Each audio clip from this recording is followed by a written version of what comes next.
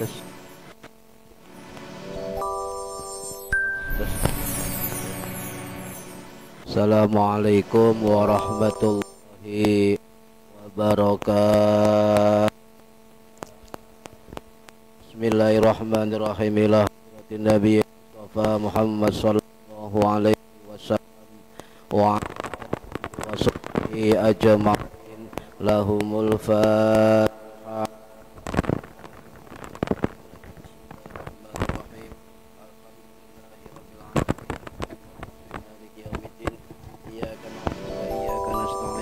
Siratal mustaqim siratal ladzina an'amta 'alaihim ghairil maghdubi 'alaihim waladdallin. Rabbi ighfirli wa liwalidayya amin. Hadiyatan minna ila arwahi masyayikhina wa li muallimina wa li murabbi ruhina wa liman ajazana wa li mursyidina wa li ulamaina wa li muassis wal masayikh nahdlatil ulama ajma'in wa li awliyai tis'ati wa li songo ajma'in, khususan ila ruhi sultanil awliya Syekh Abdul Qadir Al-Jilani radhiyallahu anhu, wa usan ila ruhi musannif muallif kitab Sulamut Taufiq Al-Alamah As-Sayyid As-Syekh Al-Alim Al-Alamah Al-Faqih Abdullah bin Husain bin Tahir bin Muhammad bin Hashim Ba'alawi At-Tarimi Al-Yamani Asy-Syafi'i Al-Asy'ari rahimahullah, wa ila arwahi masyayikhina fil mahad Tebu Ireng Jombang ajma'in, wa ila arwahi masyayikhina fil mahad Darul Ulum Joso Jombang ajma'in, wa usulihim wa furu'ihim wa azwajihim wa dzurriyyatihim wa ahli silsilatihim wa muridihim wa muhibbihim wa jama'iyatihim radhiyallahu anhum. Lahumul Fatihah. A'udzu billahi minasyaitonir rajim. Bismillahirrahmanirrahim. Alhamdulillahi rabbil alamin arrahmanir rahim maliki yaumiddin. Iyyaka na'budu wa iyyaka nasta'in. Ihdinas siratal mustaqim siratal ladzina an'amta 'alaihim ghairil maghdubi 'alaihim waladdallin. Rabbi ighfirli wa liwalidayya amin. Thumma ila abaina wa ummahatina wa jaddatina wa jaddatina wa ila ruhi man fataha hadhil qaryah wa man aqamaha wa li jami'il muslimina wal muslimat wal mu'minina wal mu'minat al ahya'i minhum wal amwat, khususan ila ahli kubur man hadara fi hadzal majlis ghafarahumullah. Lahumul Fatihah.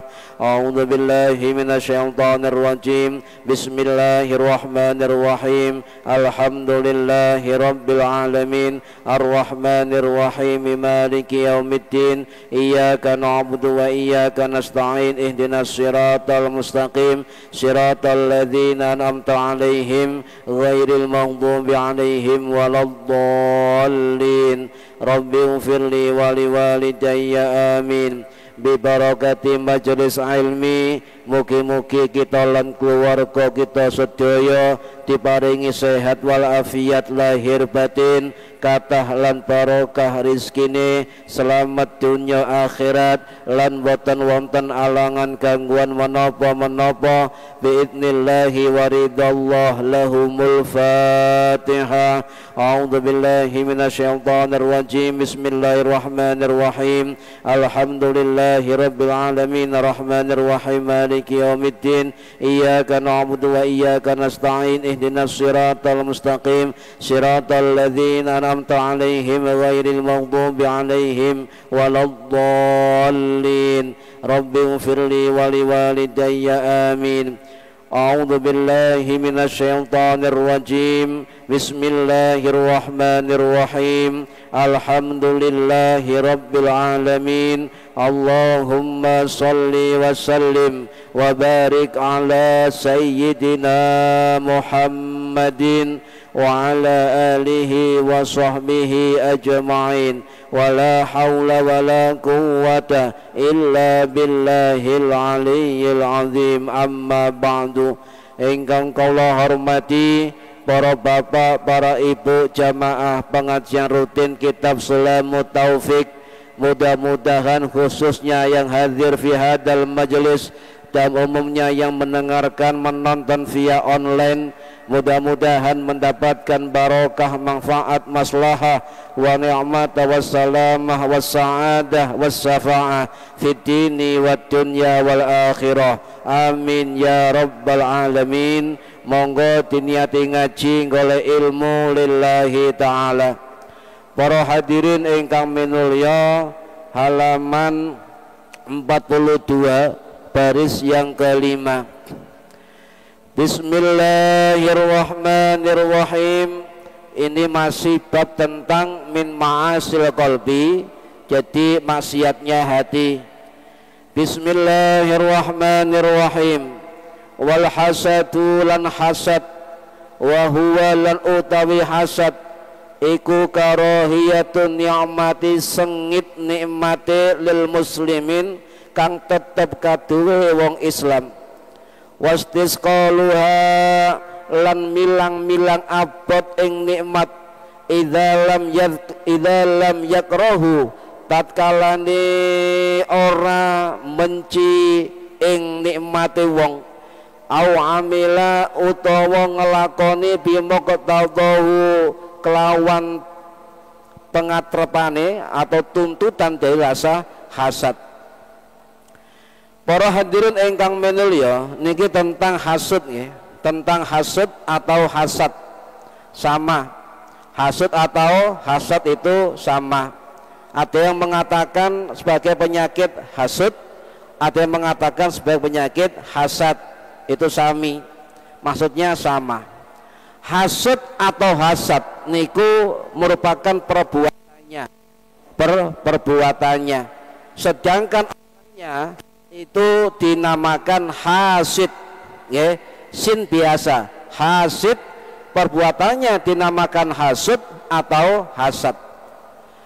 Dan ini dari kata hasada yahsudu. Hasada yahsidu artinya dengki atau iri. Ini penyakit hati. Jadi yang dimaksud dengan hasad itu dalam kitab iki adalah wa huwa karahiyatun ni'mati lil muslimi. Orang hasud itu adalah karahiyah, selalu membenci nikmat orang lain, selalu membenci. Karahiyatun ni'mati lil muslimi, selalu membenci nikmat yang dimiliki oleh orang muslim. Wastiqaluha idzal lam yakrihu, dan batinnya hatinya terasa tersiksa jikalau tidak melakukan suatu kedengkian atau tidak melakukan tuntutan hasudnya untuk menghilangkan nikmat orang lain. Ini pengertian dari hasud yang disampaikan oleh kitab Sulamut Taufik. Oke. Jadi al-hasad itu bahaya, Pak. Hasad niku bahaya. Sebab hasad niki bisa menghancurkan seluruh kebaikan kita, menghancurkan seluruh amaliyah kita, dan menghancurkan seluruh harapan kita baik di dunia, di alam kubur maupun fi yaumil kiamah. Sebab wong hasud niki, orang hasad, orang dengki niku pasti punya sifat apa? Al hasadu huwa tamanna. Orang hasud itu selalu menginginkan zawalan ni'mah, menghilangkan nikmat orang lain. Selalu ingin menghilangkan nikmat orang lain. Ini tanda-tanda dari orang yang dengki atau hasud.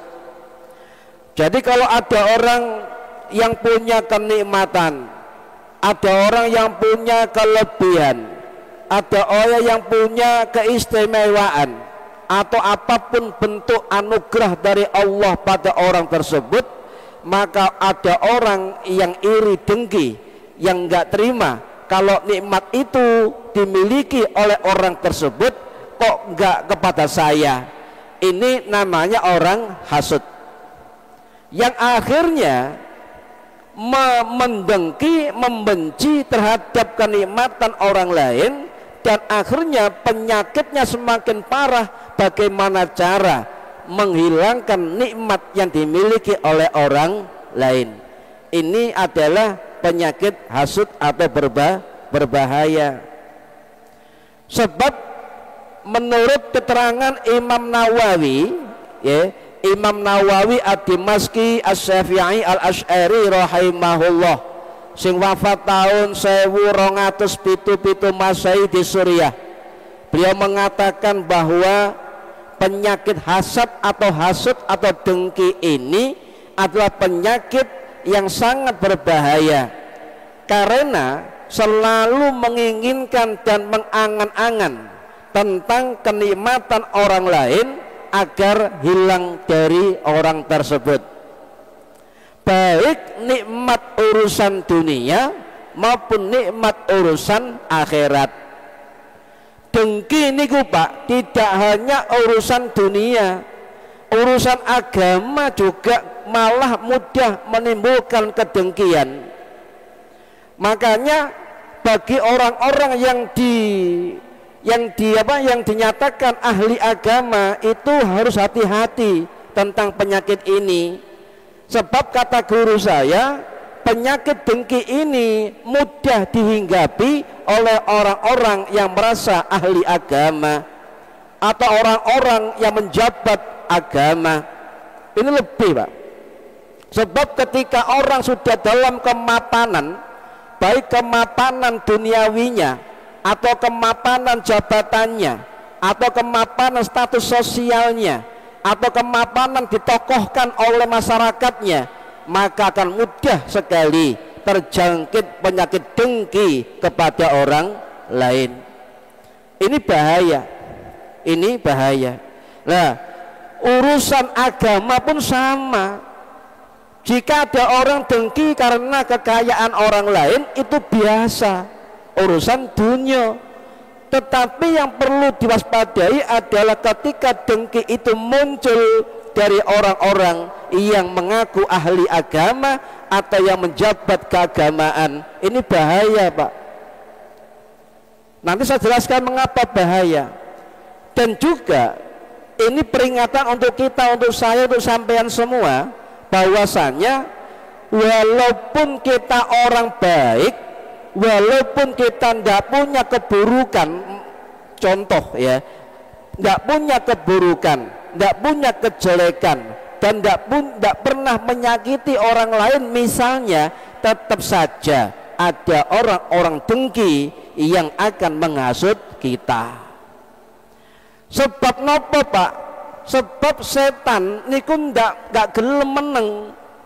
Ketika ada orang yang misalnya dianggap itu orang baik, maka setan akan menggoda orang baik yang lain. Agar apa? Agar dirinya merasa lebih baik dari orang lain. Setan bisa menggoda sholat kita, bisa menggoda puasa kita, menggoda zikir baca Quran kita, menggoda ibadah kita. Andai kata setan tidak mampu menggoyahkan ibadah kita, maka setan akan beralih godaannya. Kenapa? Itu godaannya beralih kepada orang baik yang merasa lebih baik dari orang lain, yang akhirnya muncul dengki di hatinya. Niki para hadirin rahimakumullah. Jadi aspek timbulnya dengki, ya, niku menurut Imam Ghazali rahimahullah, sing wafat tahun 1111 Masehi di Tus Iran. Beliau bermadzhab Syafi'i, berakidah Asy'ari. Imam Ghazali dawuh napa? Aspek timbulnya orang hasud, timbulnya dengki terhadap orang lain, itu karena ada kenikmatan yang dimiliki oleh orang lain. bisa dalam bentuk keduniaan, kekayaan, materi atau harta, bisa dalam bentuk materi, bisa dalam bentuk jabatan, bisa dalam bentuk benda, bisa dalam bentuk prestasi, bisa bentuk kegembiraan lainnya. Sehingga bentuk-bentuk inilah yang kemudian muncul orang-orang yang tidak terima jika orang lain mendapatkan anugerah kenikmatan dari Allah Subhanahu wa ta'ala, sehingga timbul iri dengki. Apalagi iri dengki itu diawali oleh sikap kebencian terhadap orang lain, malah double niki nggih. Nah, itulah oleh Imam Ghazali nyun sewu dikatakan sebagai penyakit hati, kotoran hati yang hinggap pada siapapun. Bisa hinggap ke saya, bisa hinggap ke jenengan, bisa hinggap ke seluruh orang yang merasa lebih baik dari orang lain dan iri terhadap kenikmatan orang lain. Niki contoh niki Pak, ketika kita berinteraksi di dunia sosial, ya, berjuang, berdakwah, ikut partisipasi dalam lembaga-lembaga kebaikan masyarakat, pasti kita berinteraksi dengan banyak orang. Ruang sosial ragam nggih.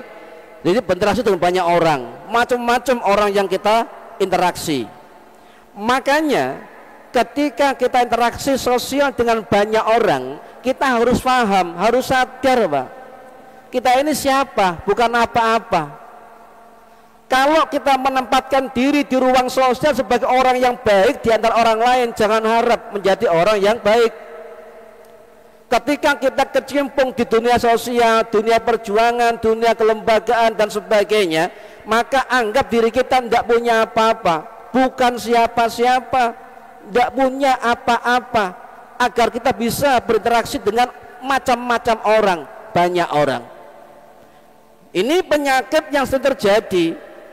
Aku ketuae, aku kepalae, aku terus itu kan. Akhirnya kapan kumpul mbek wong, ayo direndahkan. Itu akan memberi sekat kita terhadap orang lain. Makanya penting untuk belajar keseimbangan akal pikiran dan juga hati perasaan kita terhadap orang lain.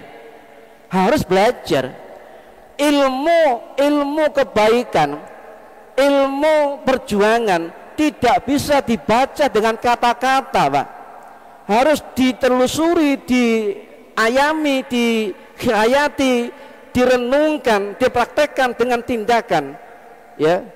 Nah, baru mencari pengalaman. Nah, artinya hasad dengki ini itu muncul ketika kita tidak bisa menempatkan diri pada keseimbangan dinamika keragaman sosial kemasyarakatan. Ini tolong jangan jaga jarak dengan orang lain sebab kita merasa lebih baik, itu bisa menghancurkan diri kita. Jadi ada keseimbangan akal, ada keseimbangan hati di dalam ruang-ruang sosial. Lah, dari kesadaran itulah kemudian muncul tindakan-tindakan kesadaran dirinya, akalnya, perasaannya yang dinamakan tindakan akhlakiyah, tindakan moralitas. Akhlak ada dua, akhlakul karimah, akhlakul madmumah, akhlak elek, akhlak apik. Sehingga hasud ini termasuk kategori dari akhlakul madmumah, akhlak sing elek, akhlak sing jelek, akhlak yang buruk. Nah, ini ketika muncul hasud dalam diri kita, iri dengki terhadap orang lain, maka kita sudah lupa tentang sejarah Nabi Adam, sejarahnya iblis, sejarahnya Habil dan Qabil, ya, akan menjadi bencana musibah terbesar dari diri kita terhadap dunia ini. Jadi tidak senang dengan nikmat orang lain, tidak senang dengan kesenangan orang lain. Muncul saja suatu hal yang bisa menimbulkan kebencian terhadap orang lain. Yang bahaya adalah berusaha menghilangkan nikmat orang lain. Itu bahaya. Iri tok enteng, ya kan? Nomor loro, aku kepingin kayak wong iku, enteng. Yang terakhir bahaya, ingin menghilangkan nikmat orang lain. Nah ini perilaku hasud, Pak. Nggih, dampaknya masya Allah besar sekali, baik bagi pelakunya, baik bagi orang lain, baik bagi masyarakat sekitarnya, juga termasuk efek dari orang-orang yang menyimpan rasa hasud terhadap orang lain. Nah ini hati-hati, karena kalau kita terjangkit hasud yang akut, yang parah, maka segala kebaikan kita akan musnah seperti api membakar kayu bakar. Hati-hati. Loh, ini riwayat Abu Hurairah radhiyallahu an yang wafat tahun 678 Masehi di Baqi' Madinah. Riwayat Imam Abu Dawud rahimahullah sing wafat tahun 889 Masehi di Basrah. Napa hadise? Iyyakum wal hasada fa innal hasada yakulul hasanati kama takulun narul hatobah. Apa artinya? Iyyakum, ini peringatan untuk kita, ya. Janganlah kamu peringatan terjangkit penyakit hasud atau hasad. Sebab fa innal hasada satemene hasud iku yakulul hasanati, akan memakan kebaikan-kebaikan. Kama takulun narul hatobah, seperti api membakar kayu bakar, hangus, tidak ada yang tersisa. Jadi iyyakum wal hasadan niku artinya apa? Berfungsi untuk memberikan peringatan kepada umat Kanjeng Nabi Muhammad sallallahu alaihi wasallam. Iyyakum wal hasada, hati-hatilah dengan hasud, sebab ini adalah merupakan kandungan dari perintah Kanjeng Nabi agar kita tidak menjadi orang hasud. Sebab kalau hasud itu masuk ke dalam bentuk keharaman. Jumhur ulama memasukkan hasud sebagai al-kabair, dosa-dosa besar. Sebab hasud niki termasuk nyen sewu cermin dari keimanan seseorang. Cermin keimanan seseorang. Sebab Nabi dawuh tidak ada rasa hasud dan iman dalam dada seorang dari satu. Tidak mungkin. Misalnya di hati kita ada iman, ada hasud, tidak mungkin bersatu. Ya, karena iman itu bertolak belakang dengan perilaku hasud. Dan juga menurut Imam Ghazali, orang hasud itu akan hina nantinya, Pak. Akan hina dina di hadapan manusia, juga hina di hadapan makhluk Gusti Allah, juga hina di hadapan Allah Subhanahu wa ta'ala. Niki. Dan juga orang hasud itu enggak tenang hidupnya, enggak. Ndelok wong iri, aku kok gak iso ngono, kok gak aku wae sing ngono. Terus mikir wong, terus uripe gak tahu tenang. Niki wong hasud. Loh, sing ngomong senes kula, Pak. Sing ngomong Kanjeng Nabi Muhammad sallallahu alaihi wasallam. Dan juga orang hasud, orang dengki itu bisa menjadi sumber dari dosa-dosa yang lain. Sebab orang hasud dengki itu pasti akan berupa dua perilaku. Yang pertama lesannya, yang kedua perbuatannya. Lesan contohnya apa? selalu merendahkan, menghancurkan, menjelek-jelekkan orang yang dihasudi. Ojo maneh nyawang tok mblenek.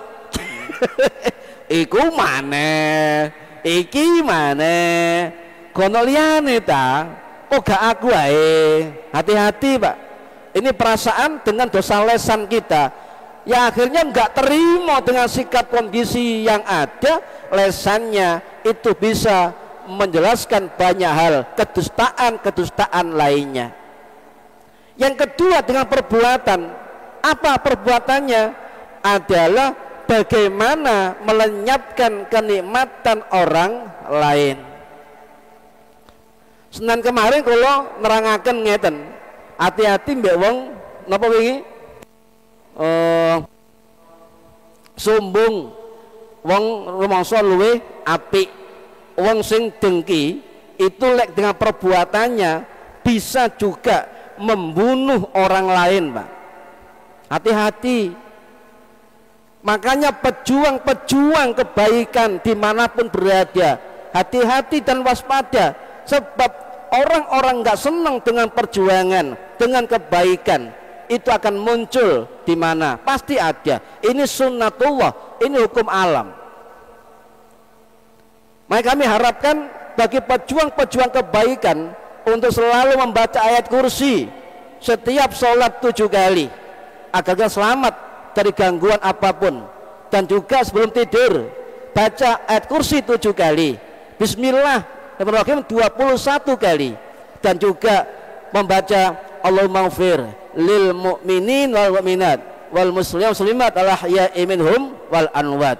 Ayo berdoa agar keselamatan terjaga dari orang-orang yang punya niat buruk terhadap orang-orang yang berjuang di jalan kebaikan.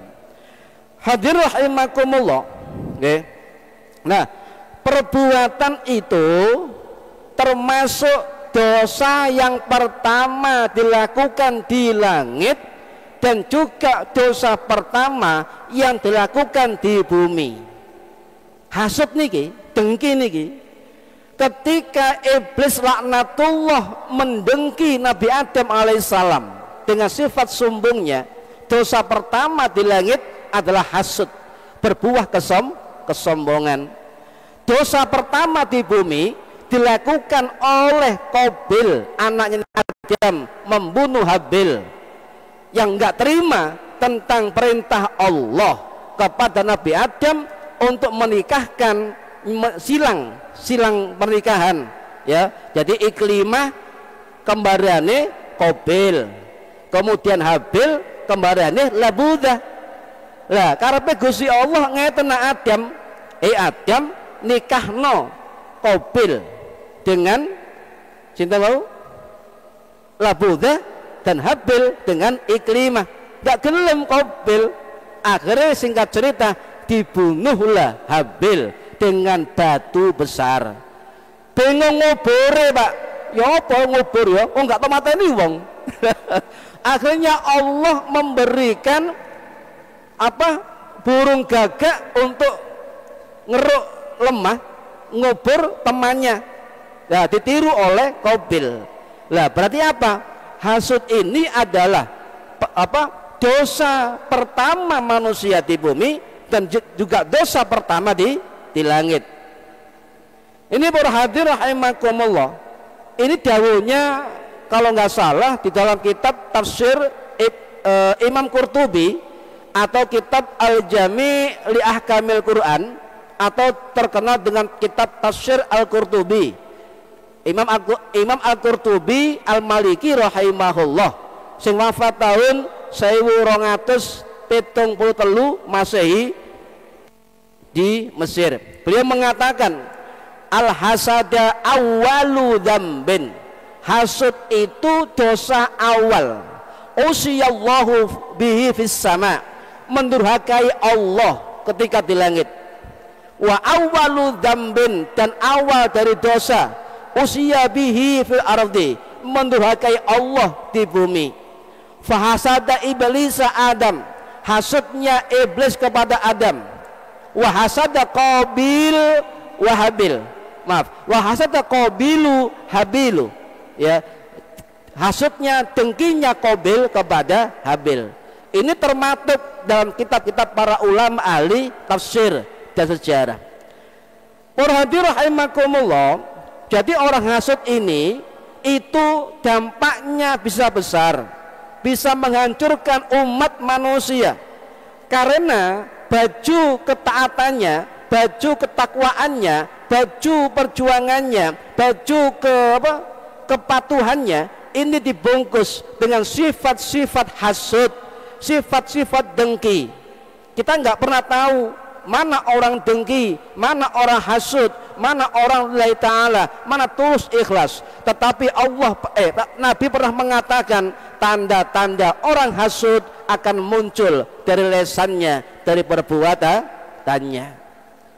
Nah, terus menerus Pak mengajak untuk memusuhi orang yang dihasudi, terus menerus. Orang-orang yang dihasut itu seolah-olah orang jelek, orang jahat, orang buruk, macam-macam.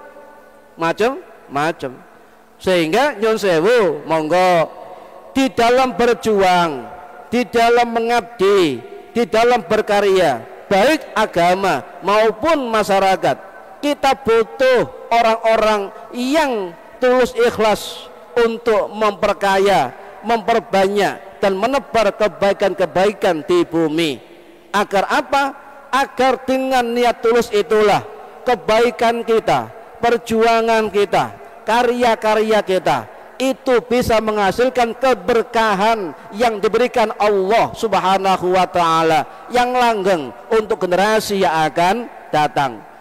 Jadi timbulnya keberkahan perjuangan-perjuangan ini tidak lepas dari ketulusan, keikhlasan kita semua sebagai pelaku-pelaku kebaikan di tengah kemasyarakatan dan keagamaan.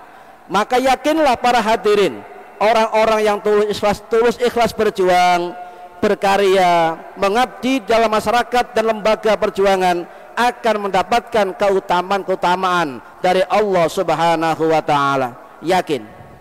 Tuh, kok yakin? Sebab Nabi dawuh, niki riwayat sahabat Abdullah bin Amr radhiyallahu an, sing wafat tahun 683 Masehi di Mesir. Riwayat dari Imam Ibnu Hibban rahimahullah. Kila ditanyakan li Rasulillah, kepada Rasulullah sallallahu alaihi wasallam, ayyun nasi afdal, ya Rasulullah, siapakah orang-orang yang terbaik, orang-orang yang memiliki keutamaan? Qala, Nabi dia menjawab, kullu mahmumil qalbi, setiap yang bersih hatinya, wasodiqul lisan, dan jujur lisannya. Maka inilah kata Rasulullah sebagai apa? Ayyun nasi afdal, orang-orang yang baik. Kemudian Nabi dawuh, qala, sintenkah, siapakah ya Rasulullah yang termasuk orang cenderung bersih hatinya? Nabi menjawab, huwat taqiyu, dia orang yang bertakwa, an-naqiyu, dia orang yang bersih hatinya, la itsma fihi, tidak ada dosa di dalamnya, wala baghya, tidak pernah aniaya, wala ghilla, tidak pernah dengki, wala hasada, dan tidak pernah hasud.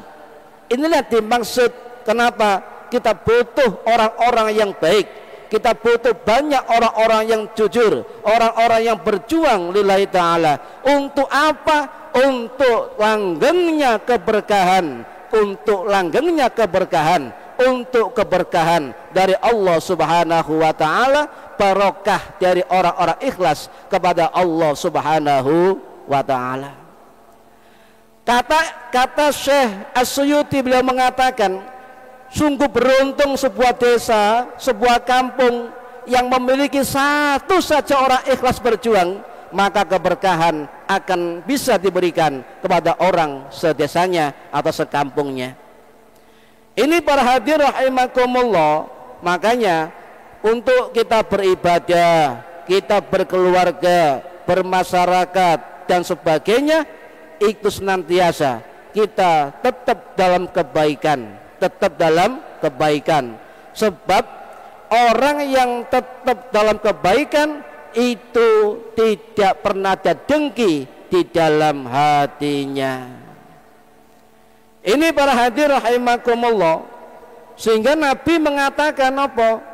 Ya, wala yazalun nasu bi khairin malam yatahasadu. Ya, apa maksudnya? Maksudnya adalah senantiasa kita jangan menghilangkan kebaikan orang lain, menghilangkan kebaikan manusia, dan jangan kamu bertindak saling mendengki.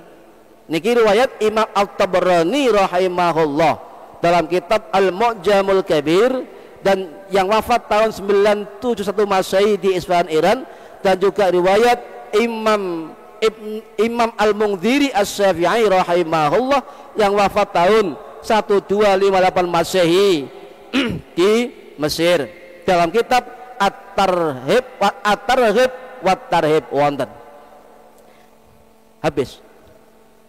Nah, makanya kemudian Rasulullah pesan kepada umat kita semua melalui riwayat Abu Hurairah, riwayat Imam Muslim, riwayat Imam Abu Dawud, riwayat Imam Tirmidzi, riwayat Imam An-Nasa'i, riwayat Imam Ibnu Hibban, riwayat Imam Al-Baihaqi, Al-Hakim, dan banyak ulama hadis lainnya. Apa? Wala tahasadu, dan janganlah kamu saling mendengki. Wala tanyajasu, dan janganlah kamu saling membuka aib. Wala tabaghadu, dan janganlah kamu saling membenci dengan kemarahan. Wala tadabaru, dan jangan kalian membelakangi, saling membelakangi, gak sopo-sopoan, dikei salam gak tanggung jawab. Makanya wala tadabaru, dan jangan saling membelakangi. Hati-hati, itu adalah bagian dari tahasadu, penyakit dengki. Para hadirin rahimakumullah. Nah, petunjuk Nabi Dasfundi agar kita tidak ada rasa dengki di hati kita. Ini riwayat dari sahabat Abu Hurairah, Pak.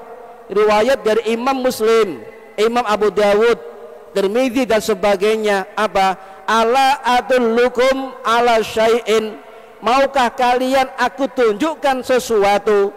Idza fa'altumuhu tahabbatum, jika kalian melakukan maka tercipta kecintaan, saling mencintai. Apa ya Rasulullah? Absus salam bainakum, sebarkan salam di antara kamu sekalian. Sebarkan salam. Ada orang benci, ada orang hasud, tetap sampaikan salam kepada mereka. Agar apa? Karena salam itu tidak hanya sapaan. Salam juga termasuk mencairkan kebekuan hati kita kepada Allah. Salam juga menghilangkan rasa nggak suka kita kepada orang lain. Salam juga termasuk mendoakan keselamatan dan kesejahteraan kepada orang lain. Niki para hadir rahimakumullah, dan pesan guru saya ngeten, Pak. Siapapun yang dihasuti orang, dibenci, didengki orang, maka jangan lupa tetap doakan kebaikan-kebaikannya. Tetap doakan kesehatan baginya, tetap doakan rezeki yang barokah untuknya, tetap doakan anak soleh soleha untuknya, tetap semoga manfaat ilmunya, tetap agar musibah jauh darinya. Ya, didoakan agar menjadi bagian dari orang-orang soleh. Doakan agar mereka selalu mendapat kebaikan dan perlindungan Allah Subhanahu wa Ta'ala. Kata guru saya, fahallaltu, halalkan dia. Kenapa ya guru, ya kiai? Sebab ketika kamu menghalalkan hasutnya orang lain padamu, maka kamu itu ikhlas. Nanti fi yaumil qiyamah tidak dituntut oleh Allah Subhanahu wa Ta'ala. Paham nggih? Nggih. Mugi-mugi manfaat fitini wa dunya wal akhirah. Alfa A'udzu billahi minasyaitonir rajim. Bismillahirrahmanirrahim. Alhamdulillahirrahmanirrahim. Maliki yaumiddin. Iyyaka na'budu wa iyyaka nasta'in. Ihdinas siratal mustaqim. Siratal ladzina an'amta 'alaihim ghairil maghdubi 'alaihim waladdallin. Rabbighfirli wa liwalidayya amin. A'udzu billahi minasyaitonir rajim. Bismillahirrahmanirrahim. Allahumma shalli wa sallim wa barik ala sayyidina Muhammad. Alhamdulillahi rabbil alamin. Allahumma 'allimna 'ilmal Qur'an wa 'allimna 'ilma la ilaha illallah wa 'allimna min ladunka 'ilman nasiru bihi kabil mahyati wal mamat wa sallallahu ala sayyidina Muhammad walhamdulillahi rabbil alamin wallahu a'lam bissawab. Assalamualaikum warahmatullahi wabarakatuh.